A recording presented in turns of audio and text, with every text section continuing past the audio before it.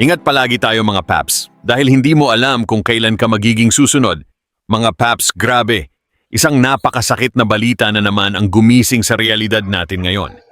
Isang rider, isang ama, isang asawa, ang naging biktima ng karahasan.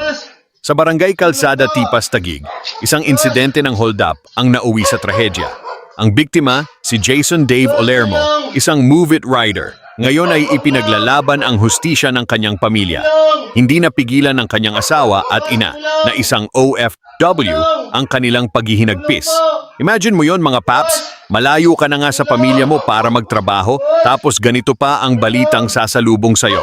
Sa CCTV footage, makikita si Jason naglalakad dakong 3:43 minuto ng madaling araw, humihingi ng tulong sa isang eskinita. Pero ang mas masakit, walang tao, walang tumulong, kahit isa.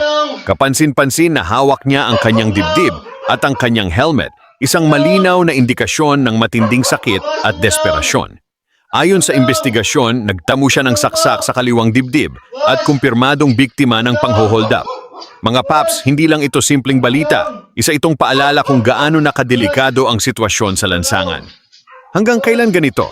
Hanggang kailan may mga inosenteng tao na lang ang nagiging biktima? Hindi lang ito laban ng isang pamilya, laban ito ng bawat Pilipinong gustong maging ligtas sa sariling bayan. Sa pamilya ni Jason Dave Olermo, nandito kami, nakikiramay at sumusuporta sa inyong panawagan.